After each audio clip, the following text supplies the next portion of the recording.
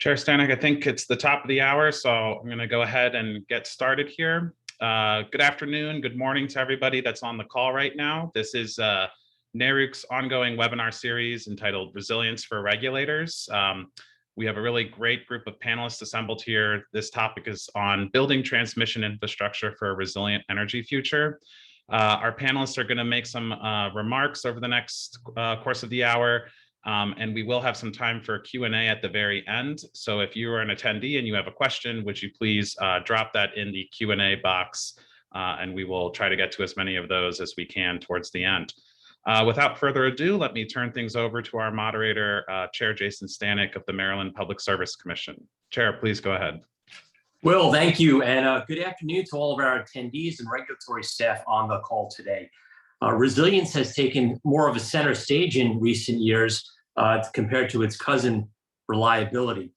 As we are all well aware, there are a number of impacts that are affecting the ability of the grid to operate in a resilient manner. Whether they be cyber threats, physical attacks, or extreme weather, as regulators, we need to be prepared for what's coming next. I recently, in a Science Journal article, noted that children born today are likely to experience up to 7 times the amount of extreme weather events than those born in 1960. So we're talking about floods, we're talking about drought, we're talking about wildfires and other types of weather events, including hurricanes, derechos, and depending on what part of the country you live in, the resilience needs and demands on your transmission system can be vastly different. I think we all recognize that over the past few years, from 2018 to 2021, FERC opened a resilience docket to better figure out what does the term resilience mean and how do we support our grid to operate in a more approved and efficient manner. Unfortunately, that was such a difficult task that FERC closed the docket last year without formally promulgating a definition of the term resilient, leaving it largely to the different regions and the RTOs to figure out how to proceed on this very, very important topic.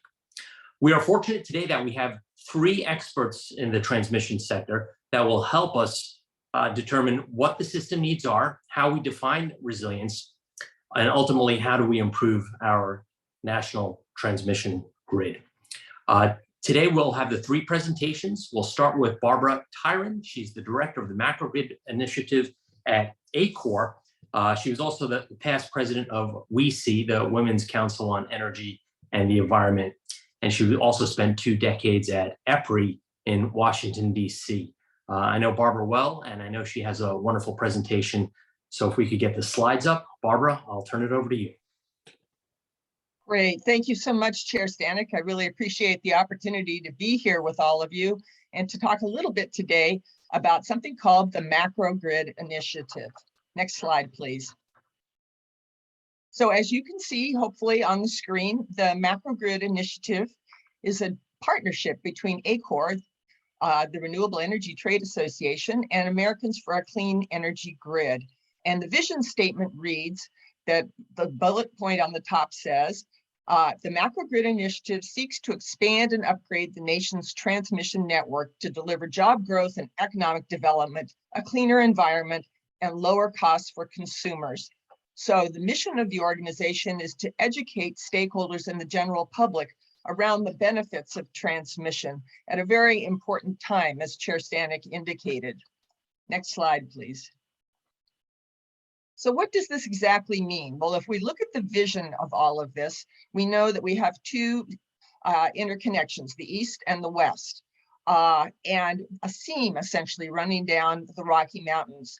And interestingly, in the 15 states between the Rocky Mountains and the Mississippi River, there is 88% of the nation's wind potential and 56% of the solar potential.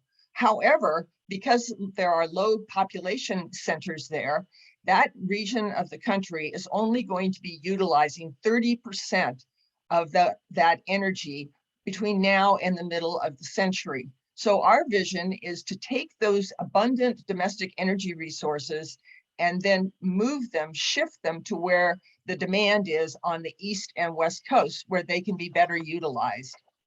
Next slide, please. But in order to do this, we're going to need to create interregional transmission, and there will be a number of benefits from that. That'll improve the holistic system quite strongly by improving the flexibility, the resilience, and of course, creating the ability for lower costs for consumers. So again, the important takeaway here is this is a benefit that is holistic rather than incremental, doing this line by line. Next slide, please. And with that increased interregional interconnection, we anticipate, and studies have shown, that we could actually save $47 billion annually and return more than $2.50 for every dollar invested. So this increased transmission development is a huge issue. Next slide, please. But before we start on the interregional interconnection, we've already identified 22 what we like to call ready-to-go projects that could have significant benefits for consumers and the environment and for diversifying energy resources. And those 22 projects you see there on the map, and it is anticipated they will create over 1 million jobs. How is that? Well, 600,000 jobs will come from the actual installation of those 22 projects, but it's also estimated that approximately 620,000 jobs will come from the resulting economic development once that energy is available in those corridors. Next slide, please. And so again, as we look to the 21st century and all the many opportunities that we have, we can see that by having an interconnected grid, a more interconnected grid, we can deal more effectively with the severity of extreme weather. We can also provide lower cost and domestic energy resources. And we can also start to prepare for what looks like a very likely electrification of the transportation sector, which is already well underway and increasing rapidly. Next slide, please. And so as we think about this from an environmental standpoint, low-cost decarbonization will require tremendously more transmission capacity. And just to illustrate that point, currently, and this is as of April 20th of this year, we now have a terawatt of renewable energy in interconnection queues around the country and 427 gigawatts of storage also in interconnection queues. So if we could create the ability to utilize those resources, we could make a significant down payment on the environmental impact that we're trying to achieve. Next slide, please. So all of this, of course, needs to be substantiated. We want to be able to have analysis and rigorous technical information behind all of the claims around the value and the benefits of interregional interconnection. And so one such study that came out, as appears on the screen, looks at the ability to quantify the value of interregional transmission using 5 extreme weather events that have occurred recently in Texas, New England, and the Midwest. And you see there that empirical information is on the screen with those summaries right there as you see them. Continuing, next slide, please. With the studies, we've also done a study in conjunction with GE Energy around interregional transfer capacity requirements. And again, this reinforces that by having more interregional interconnection, it allows for higher energy diversity. In other words, we can use different energy resources at different times when they're available. The system operations will benefit from greater flexibility, and it also will strengthen the grid, which enables more reliability and more resilience. Next slide, please. And we know from all the different discussions that are underway that being able to quantify the benefits is huge here.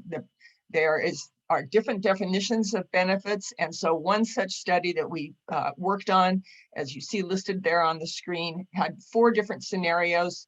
And we tried to essentially find ways to quantify multiple sets of benefits in a defensible manner that was technically rigorous and analytical. Next slide, please. And in addition to interregional interconnection, we can also look at grid enhancing technologies, such as advanced conductors, which could increase the capacity in the existing rights of way.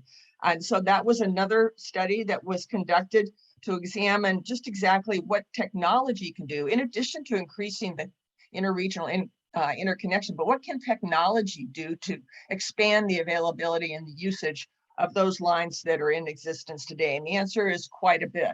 And those are also underutilized resources. Next slide, please. So I think everyone is keenly aware we do have a notice of proposed rulemaking going on out of FERC with some very important findings there that we are going to be exploring together with the commissioners going forward. And I think some of the good signs in that NOPR are the fact that we're looking at these issues on a longer term basis. We're looking at a broad set of benefits, and there's also a significant state role. And as noted, Chair Stanek is also co-chair of the Joint Task Force on Transmission, which is done together with FERC and NARUC. Wrapping up now, what does this mean for MGI? It means that there are now diverse perspectives on transmission circulating in this public arena.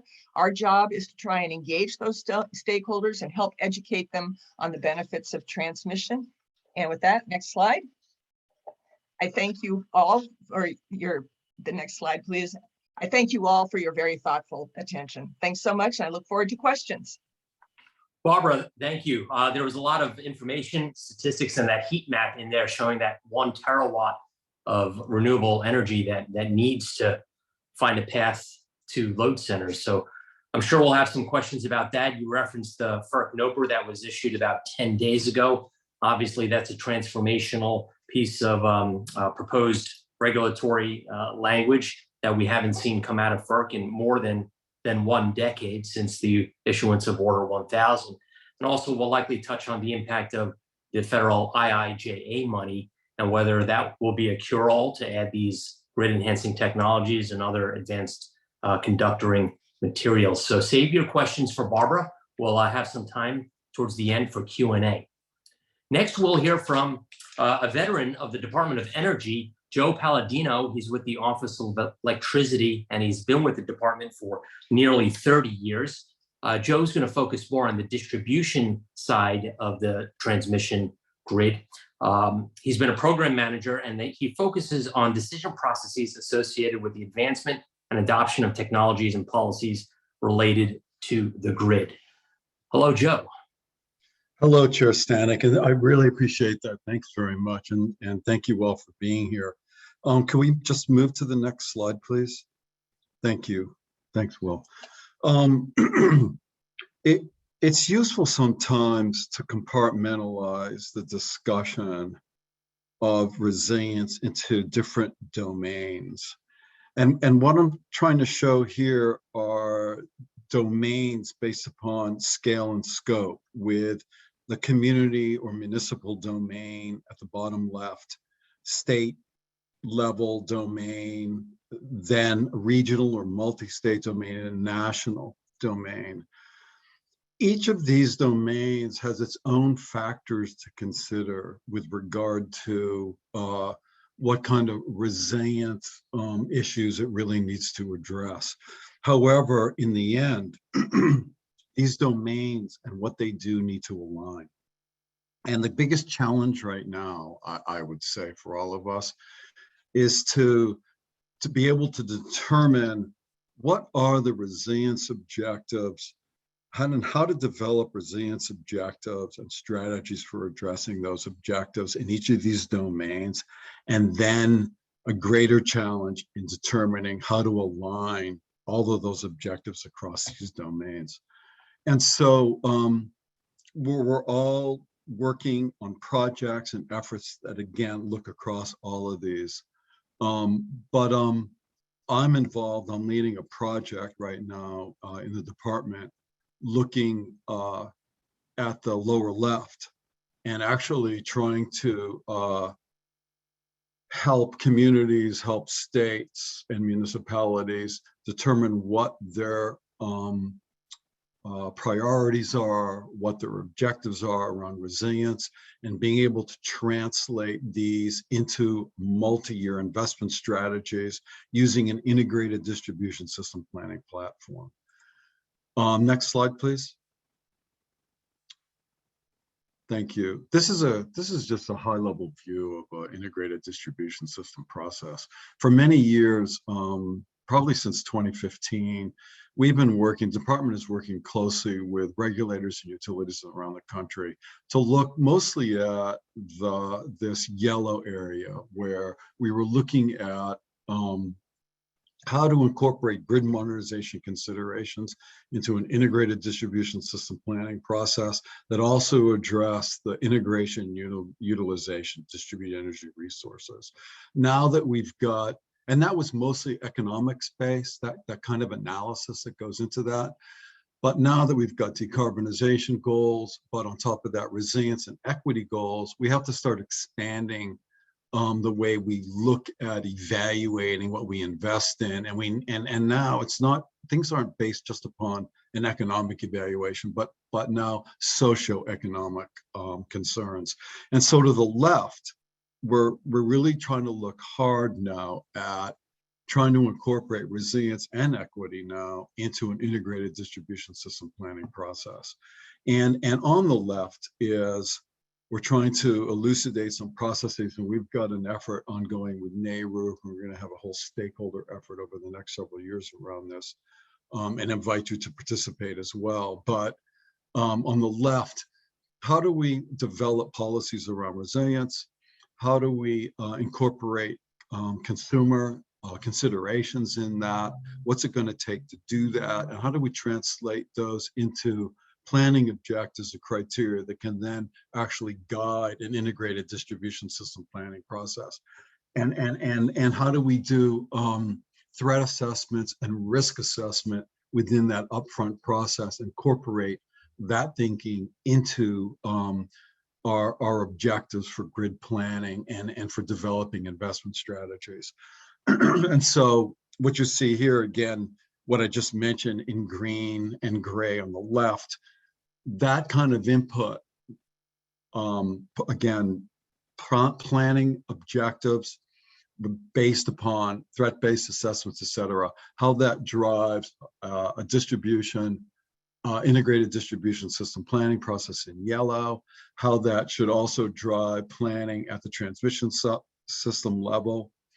And again, at the distribution system level, that will include being able to take a look at granular level forecasts on load, on DER uptake, and climate considerations and things like that.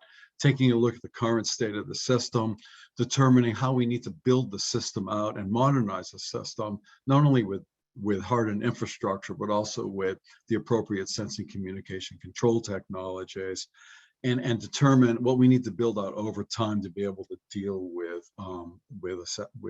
mitigating threats, as well as dealing with these forecasts. And that ends with that in the blue area. We really want to be able to get to a set of solutions. They might include how we even apply distributed energy resources to improve resilience and other things. Of course, microgrids are part of the DER family. And then to be able to develop roadmaps moving out that provide an investment strategy to address these issues. Next slide, please. So in drilling down into that upfront process, on the lower left is the threat-based risk assessment process. And the state energy security plans that are actually going to be required now of states by the department, and you might want to take a look at section 40108 and 40109 of the infrastructure bill. But that's going to require that states actually undertake a threat-based risk assessment upfront in their processes. And in that process, what we should be able to do is identify threats and prioritize threats, whether they're wildfire threats or threats from hurricanes or droughts or flooding, et cetera. Be able to determine what the impact of those threats are on infrastructure, but also on populations. And then to be able to determine what's the critical infrastructure, what are the critical populations that really need to be protected. And to be able to do that kind of analysis to feed the development of policies, but also to be able to provide input into regulators so they can develop direction to the utilities in the form of resilience-based objectives and metrics and other guidelines, so that in doing this kind of analysis up front, providing direction to utilities and asking utilities to come back with short-term plans, that are, typically annual plans that might look out from 0 to 3 years, as well as long-term plans that might look out 10 to 15 years. And these plans will need to come back with the right guidance, come back and talk about how we're addressing resilience, how we're addressing grid modernization to improve DER utilization and integration and things like that. Next slide. Thank you. So taking this up from an integrated distribution system planning level to the next higher level, and Tyron to take a look at resilience considerations at transmission system level, we're going to need to consider several factors simultaneously to be able to do resilience planning at a regional and national scales. And this analysis will require input from distribution system level planning, state level planning, et cetera. So at a regional multi-state scale, we'll need to take a look at the vulnerability of generation capacity and transmission infrastructure to weather. And you may have seen recently just how Lake Mead and these other tremendous resources for generation capacity may actually lose their capacity because of climate effects. So we need to take a look at all the generation facilities and be able to see what their vulnerability is with respect to climate moving forward, in addition to transmission infrastructure. We need to also take a look at alternative grid configurations. Barbara just spoke about that. We need to take a look at microgrids, mini grids, and high voltage backbones to improve the transfer of power across the system, but especially microgrids now, because the wildfires in California are certainly making us think about, well, maybe if we have more microgrids, especially at the ends of our system, we will become less reliant potentially on transmission systems. So there's a balance there and an analysis that needs to take place with regard to what are some of the optimal topologies of the system. We need to consider the contribution of distributed energy resources at the grid edge for providing capacity and grid services in normal times as well as emergency times. And we need to start taking a look at what the contribution of energy storage is. So on the right side diagram, you'll see a very schematic look at a transmission system. There are generators here, G1 through G10, but embedded in this system are utility scale, grid scale storage facilities, which are those little blue cylinders. And the concept of embedded storage, of a network storage system embedded within transmission system, is an innovative technological application of storage that we're starting to look at. And the question is going to be, how do we model this? How do we compare this alternative to other alternatives? How do we even value it? How do we pay for this? So resilience planning analysis is, it's going to require advancements in forecasting techniques, but it's going to require advancements in modeling and simulation tools so we can do analyses that are able to take a look at all the different factors that I considered and be able to look at pros and cons and what ifs and different scenarios and things like that. We need to be able to undertake that kind of analysis to be able to inform planning. And again, this is the great challenge, and the question right now is, given the way we do planning now, who should do this kind of analysis? And so I'll end there. And thank you very much. I appreciate that. Thank you, Joe. We're fortunate to have experts such as yourself in Washington working on these issues, because right now we have about 100 regulators on the call, both regulators and state energy offices from Maine to the desert Southwest. And as you said, the resilience considerations will be different depending on whether you represent an area near Lake Mead or you're somewhere in the country which faces different threat assessments. So we'll focus in on some questions regarding DERs in just a few minutes. But now I have the pleasure to announce and introduce Larry Gastiger. He's the Executive Director of WIRES. He oversees a trade association that promotes the interests of high voltage transmission customers and developers. Before that, he was the Federal Affairs Director at PSEG in Washington. And before that, he spent nearly 20 years at FERC, ending his tour of duty there as the Chief of Staff of FERC. So Larry knows a lot about everything in this sector right now. Good afternoon, Larry. Well, thank you, Chairman Stanek, and I want to thank you for the opportunity to have WIRES participate on today's panel. I'll just give a little bit of a brief overview of WIRES and then dig right into some of the points that we'd like to highlight. And I'll try and move it along so that we can get to the questions that are already starting to come in, as I see. So WIRES, as you mentioned, is a trade association that's dedicated to promoting investment in transmission. We have as our members some of the largest transmission owners and developers in the country, but we also have members representing other segments, including RTOs and ISOs. We have those who support development such as suppliers, engineering firms, advanced technology companies, and consultants. And we do our mission, or we accomplish our mission, primarily through a couple of different areas. One is advocacy and regulatory proceedings, but also participation in educational proceedings and forums such as this. And then we hold some of our own meetings where we have panel discussions on transmission issues. And we produce reports and studies on a number of transmission issues. And I'm going to refer to a couple of those in response to some of the points that were earlier made and my comments here. So I'm just going to highlight a couple of major issues at a fairly high level that WIRES thinks is important to focus on in terms of discussing resilience in the context of transmission. And we can dig into details later through some of the questions. But one of the questions you raised was, how do you define resilience? And I think there are going to be a number of definitions out there. But from WIRES' perspective, we view resilience as focused on two main things. One is the ability of the nation's infrastructure to prevent or diminish damage from high impact, low probability events without undue disruption.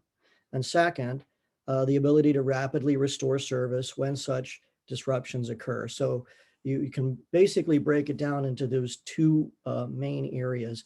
And with respect to resilience issues, there's a wide variance in the types of resilience challenges that the system faces. And because of the broad scope of that raises all kinds of different issues and challenges with how you address that in connection with transmission investment. But the issues really vary pretty significantly between regions and with respect to some large regions, even within those regions. Some of the issues are common because they aren't tied to any particular region. And some examples of those types of threats might include cyber and physical security threats or electromagnetic pulse issues. But others are going to really be based on location and the vulnerability of the infrastructure within that location. So that might involve challenges such as proximity to fuel sources. It might involve weather patterns or climate trends, or in some instances, it could involve seismic issues. But from WIRES' perspective, we've been focused on resilience issues for many years. That's been the subject of a number of our reports, all of which are available on our website, which is under the WIRES Group name. I'll mention just a couple of these reports because they deal with different aspects of the resilience issues. not too long ago, but back in 2018, we issued a report called Recognizing the Role of Transmission in Electric System Resilience, which sounds perfectly appropriate for this particular type of panel. We described the resilience challenges to the grid. And in terms of our recommendations, we urged FERC to a couple of things. One is support an array of investments to strengthen the transmission grid. And second, to expand the role of resilience in regional and interregional planning. And we've seen some of this come to fruition in the FERC notice of proposed rulemaking on transmission planning and cost allocation that was mentioned earlier. And we could talk a little bit more about that in the discussion portion. But more recently, WIRES issued a report in January of 2020 that focused primarily on a region by region breakdown of resilience challenges to the grid and the interplay between resilience issues and the challenges to the grid that are posed by other drivers, such as the integration of renewables and the increasing electrification of the grid. And I'll talk a little bit about that towards the end of my comments. But I also then want to mention a third study that came out just recently in December of 2021. We released a white paper that was focused on the value of local transmission planning. Now, local transmission planning is that which is done by utilities within their service territory or footprint. And there, part of what we wanted to emphasize was how local transmission projects and local transmission planning can help enhance grid resilience and operational flexibility by dealing with transmission asset health and replacing aging infrastructure. So I just wanted to mention those three reports. They provide a much more detailed evaluation and consideration of these issues than we can go into in a 1 hour discussion amongst this group. So I want to make sure I get those out there for the participants' consideration. But finally, I want to talk about what is really an enormous elephant in the room in the context of this discussion, which is cost. The scope and the scale of transmission investments we're looking at over the next couple of decades is breathtaking, to put it bluntly.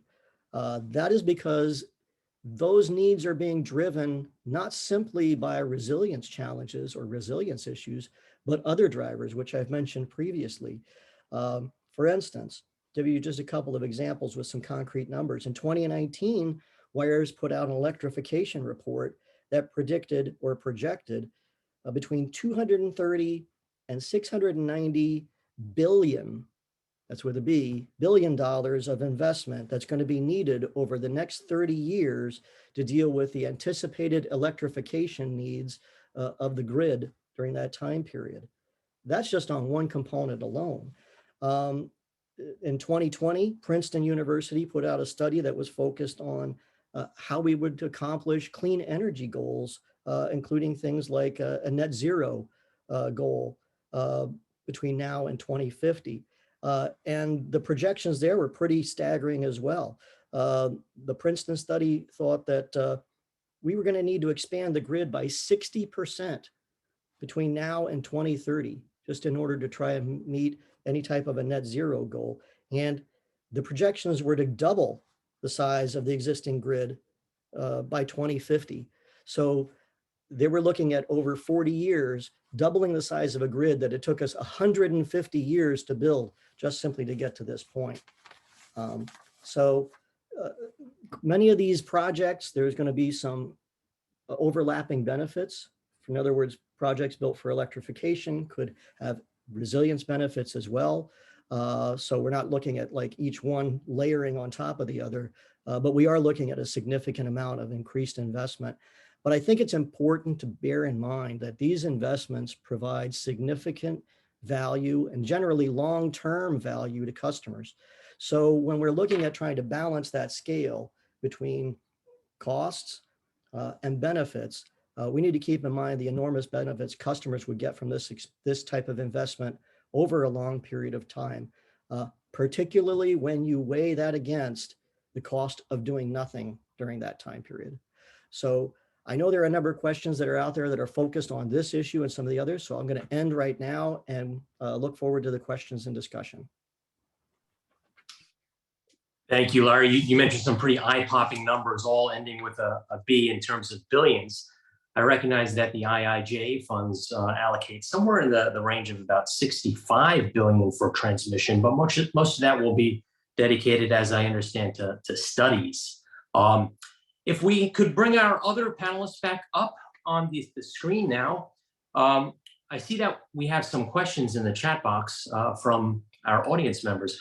We'll start with Carl from the Maryland Energy Administration, which is the state energy office for Maryland, asked about cost allocation. Now, we touched on that just a bit, but we recognize that the interconnection of new resources in this country is very, very controversial right now, because oftentimes the interconnecting party has to either finance or pay upfront the cost of interconnections.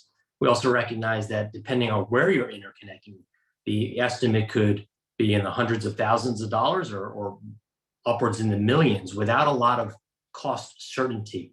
FERC, as Barbara noted, recently stated in this NOPR, they're looking for solutions. Are there any solutions out there that you think are manageable or ways to improve the generator interconnection queue to provide more certainty for both the generators as well as to customers in the end? And that's for anybody.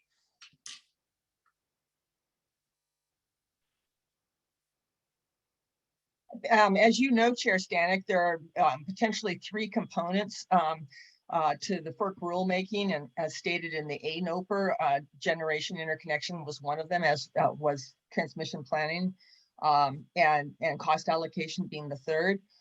So yes, I think there are some ways to improve the generator interconnection. I did cite that figure, which, by the way, is from Energy Storage News as of April 20th of 2022, that there are delays and queuing occurring across the country. So we do need to improve those interconnections so that we can avail ourselves of our domestic abundant energy resources.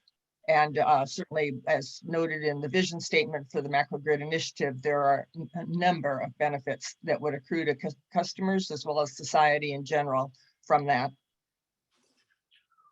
With respect to identification of benefits, I think one of the concerns that some states currently have is that if they cannot accurately trace back the benefit from the interconnection to its customers, it's hard to hoist that cost onto the customers. Obviously, clean air, clean water have a dollar value attached to it, but oftentimes it's difficult for these externalities to be quantified and presented with on a bill. Larry, any thoughts on how we could sort of move forward the dialogue? We recognize there's value to some of these benefits that we saw on the list that Barbara had on her slides, but how do we convince end users to pay for a cost that, for up until now, they may have been a free rider? Well, that's one of those eternal questions, I guess I'd say, in terms of the transmission puzzle that we have to try to figure out. So generally speaking, for 2 reasons, you're going to have to focus on this. One is because you have to make the case to customers who are actually footing the bill for this, that there's a reason for that, and that they're getting something in exchange for what they're paying for. So not only is it because you need to convince the customers about that, but there are also legal requirements associated with a linkage between the benefits that customers are paying for and charging them for it. So I think the other reason why the equation is getting a little bit more difficult to calculate is because our system is more complicated and the issues around it are getting more complex all of the time. As you mentioned, there are more benefits that are being identified, but there are perhaps harder to tie directly to particular customers within a state through transmission investment. Things like you said, cleaner access to cleaner generation that results in cleaner air. There are things like that are a little bit more easy to quantify, though, like reduced congestion costs, things of that nature. So I think what we're seeing is an area where benefits generally are being defined in a broader way because of the expansion of the type of benefits that are being identified, but we're doing it in I think in more of an incremental and perhaps a little bit more cautious approach because of the legal issues surrounding it and because of the difficulty in quantifying those. So I don't have an easy answer to it. If I did, we would have probably done it a long time ago. But I think that approach, as I said, of kind of incrementally stretching or expanding the definition of benefits is what's reflected in the notice of proposed rulemaking that the commission came out with. But then the commission has tried to temper that somewhat by getting a little bit more engagement from state commissions in those approaches as well. So it is a very difficult tightrope to walk. Well, I might add, if I could, Chair Stanek, that a lot of the well-documented research coming out stems from Winter Storm Uri. And one particular report put out by ACOR and Grid Strategies entitled "Transmission Makes the Power System Resilient to Extreme Weather" points to the fact that for each additional gigawatt of transmission capacity that had connected ERCOT with the Southeast, it would have resulted in $1 billion, and that is with a B, $1 billion in savings, and would have enabled 200 homes to have kept their electricity going during that storm. So that's a significant statistic, and it underscores what Larry's saying as well. So thank you. Yeah. Obviously, cost considerations will run high. Oh, Joe, you have your hand up, Joe. No, I'm sorry, and thanks. So I actually believe where I've come down to here is that a lot of our decision-making is rooted within our planning processes. And so the ability, so instead of looking at things incrementally, and what we really need to do, and this is not easy to do, is really sort of develop holistic plans, either at a state level or even at a regional level, as to how we're going to need to build out the system to meet whatever objectives we've got. And once we start to develop those plans, then we can start taking a look at, individual projects, how they support the plans, how well are we actually supporting the objectives that we've set up, that we've started with. But it's that planning process that provides sort of a holistic look at really how to build the system out over time. And I think a lot of, determining what the benefits of certain things are actually get rooted back to the objectives we have that we need to be able to address through our planning processes. Well, planning is obviously key, and that was covered in the behemoth, almost 500 pages of the NOPR that came out. But also stakeholder participation is important. We do have a question from Vermont Chairman Roisman with respect to stakeholder participation and the need for interested parties to participate up front. But he also recognizes that there's some concern that all stakeholders may not be able to navigate, let's say, the processes of ISO New England or participate in the market committees at PJM. Do you have any suggestions on how individual interests could better get a foothold into some of these proceedings if they don't have a tremendous amount of resources or an army of attorneys to assist them?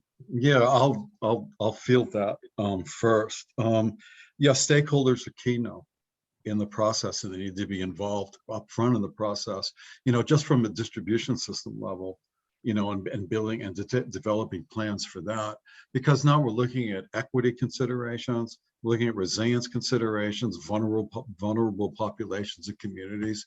The process, even the threat assessment process, and determining objectives and what are the, again, critical infrastructure, et cetera, that's going to require intensive stakeholder engagement up front and throughout the process.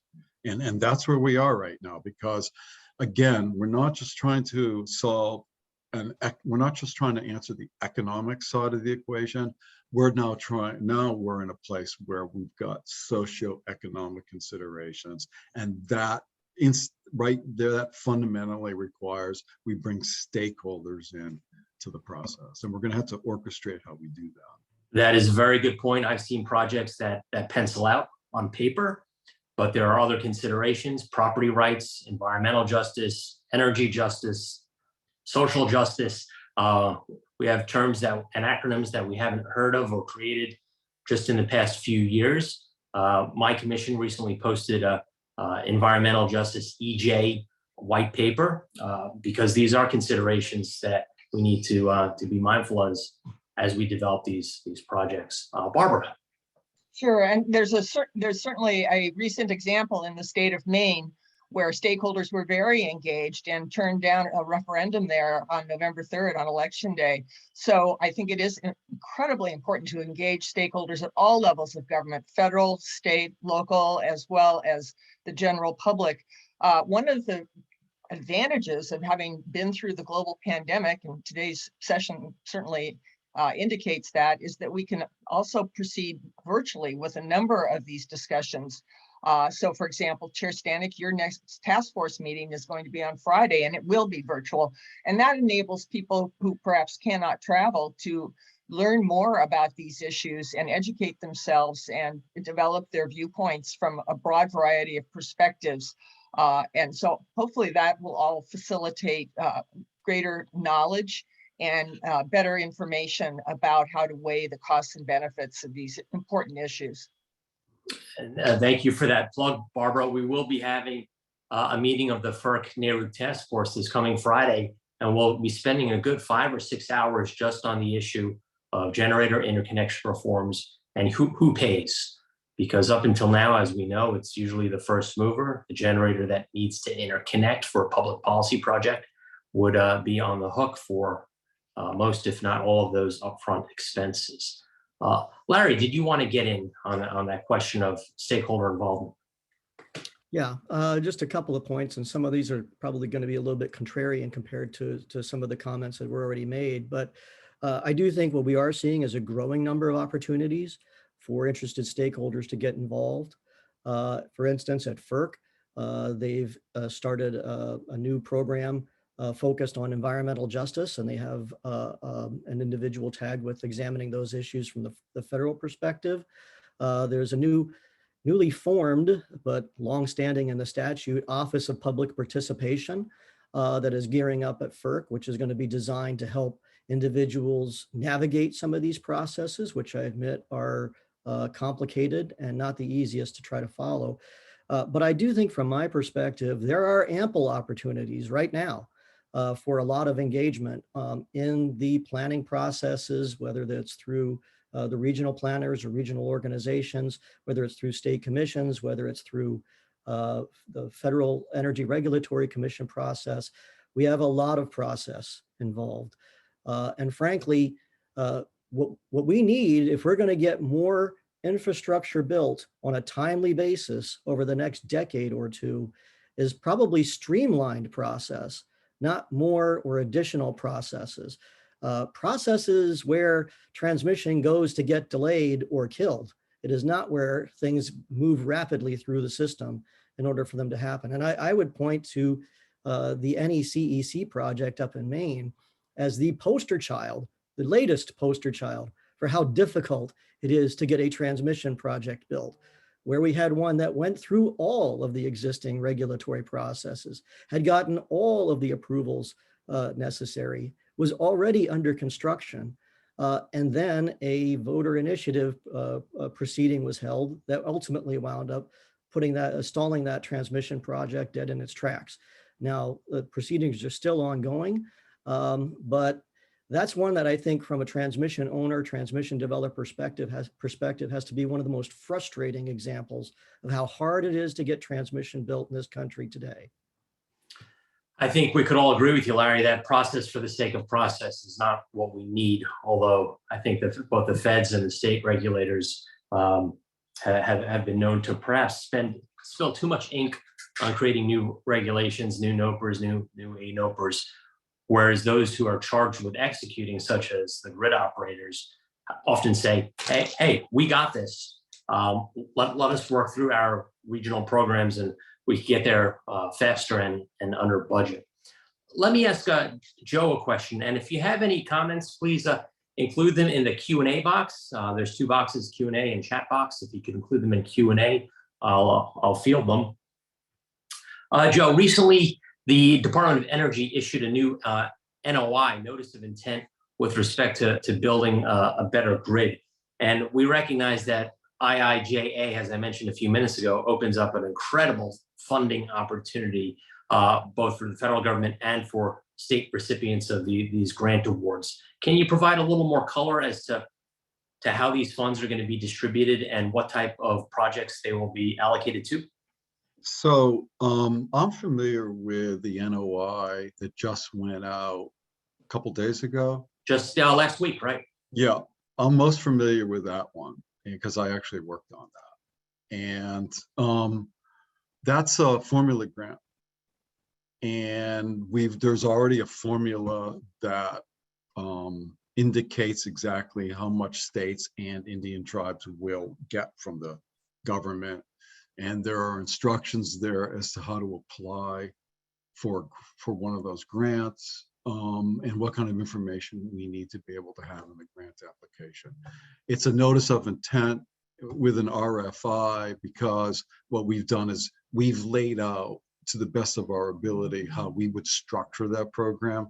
But there's a 30-day period that's open now to be able to get comments from the public with regard to what their concerns and considerations are that maybe we really need to take a hard look at and accommodate to be able to improve the way we've structured it to date.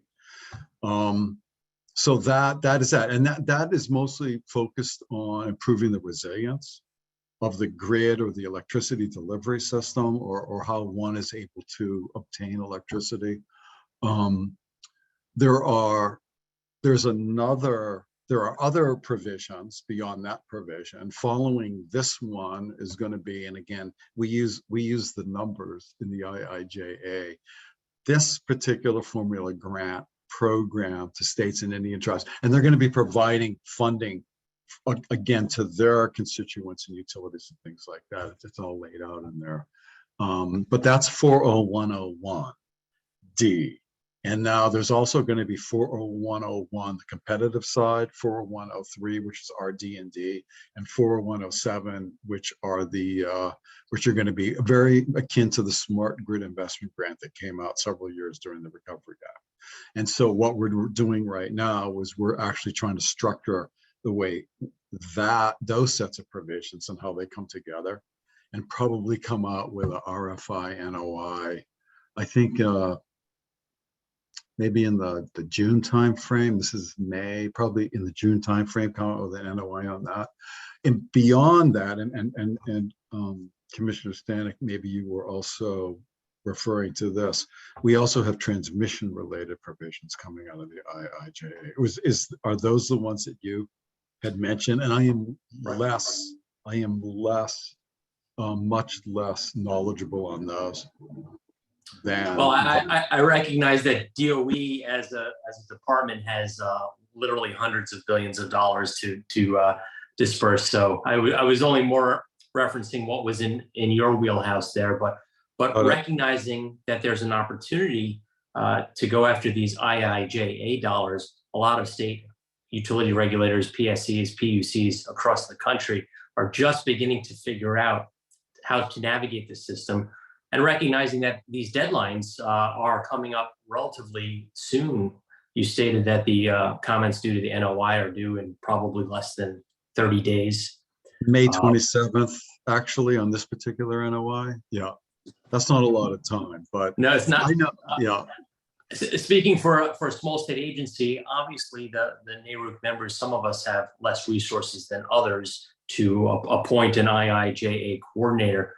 But I can tell you resilience is affecting states large and small, large like California with all of its wildfires and hotspots, small like Maryland, although we have only 31 miles of coastline on the ocean, we have 3,100 miles of tidal shoreline. We're a very low-lying state, so resilience concerns are top of mind. We've lost entire islands in the Chesapeake Bay that have literally sunk into the bay. We have our Naval Academy in Annapolis, where you have several roads at the academy that are not passable for weeks out of the year because they're effectively flooded. So Neighborhood commissions are paying attention, looking forward to figuring out how to navigate these pots of dollars that are coming out of the Infrastructure Act. So we appreciate, Joe, the work and the outreach that a number of Secretary Granholm's advisory board members have reached out to state commissions, including former FERC Chair Norman Bay, who's been tasked to serve on the Secretary's advisory board. Let's see, do we have any additional questions in the box? I'm pulling it up right now. Chair Roistman said, we need an autopsy of the Maine experience. One view is that the resistance arose because of the failure to adequately involve the affected public in the planning process and to get the public to appreciate the problem being addressed and alternate ways of addressing the problem. This is not just more process, but really pre-regulatory process. And that makes a lot of sense. When a contested case is not on the clock, where parties have 30 days, 60 days to formulate their litigation positions. Any thoughts on that? How we involve the public even before a project is on the table? Larry. Yeah, I think that comment is spot on. The transmission owners and transmission developers bear a significant amount of responsibility to adequately educate at all levels, regulators, consumers, environmental groups, environmental justice groups, all of those as early as possible relating to the projects and the benefits that are associated with those projects. It's a very difficult sales job to do. And I can tell you most utilities do that type of advanced legwork routinely with respect to their projects in terms of holding community meetings, sometimes multiple times to discuss issues. But clearly more needs to be done. But I think, it's going to have to be something that's done at all levels. And ultimately, there's going to have to be some level of leadership exercised with respect to these projects. Now, the main one is particularly complicated because there were issues surrounding efforts to try to protect incumbent generation by trying to delay or kill the project and things of that nature that were underlying that effort. So that's not going to be an issue necessarily in all instances. So there were some unique aspects associated with the NECEC project, but to the core point about the need for utilities to do that advanced legwork associated with educating communities with respect to projects, the point is well taken. Oh, thank you, Larry. Thank you for your leadership as well on many of these issues. And I would point out, as mentioned earlier, the WIRE's library of reports is voluminous and very helpful. So please take a look at the white papers that they created. So we'll go to last words from Barbara and Joe. Barbara.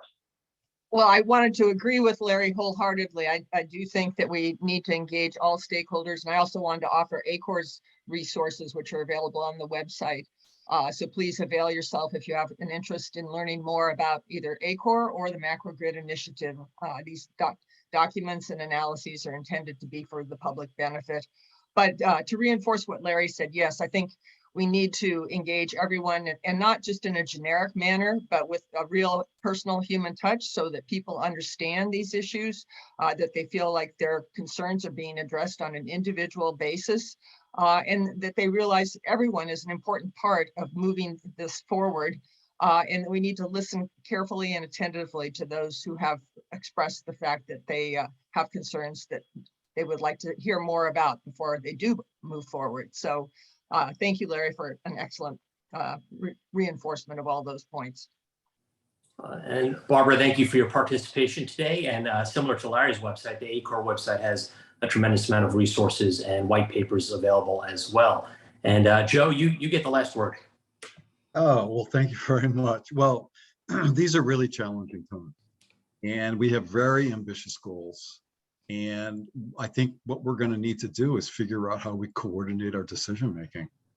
Bottom line, I know that's very Pollyanna-ish, but that's where we've got a really fragmented system in the United States with regard to how we make investment decisions. And that's not necessarily a bad thing. But now we're going to, because we've got national efforts and regional things we've got to do, we really had to figure out how to bring our decision-making processes together. And I think that's rooted a lot in how we design our planning processes. So I'll leave with that. And I really appreciate being here, and thank you very much. Well, Joe, thank you for that presentation today. I hope our audience has found it helpful. I hope our audience has learned a few more important points about the issues surrounding resilience. So finally, hopefully today you've enjoyed the past hour. This was the second installment for Resilience for Regulators, sponsored by NARUC's Center for Policy and Innovation. So we thank you for spending the better part of an hour with us today. And with that, this webinar is now adjourned. Take care.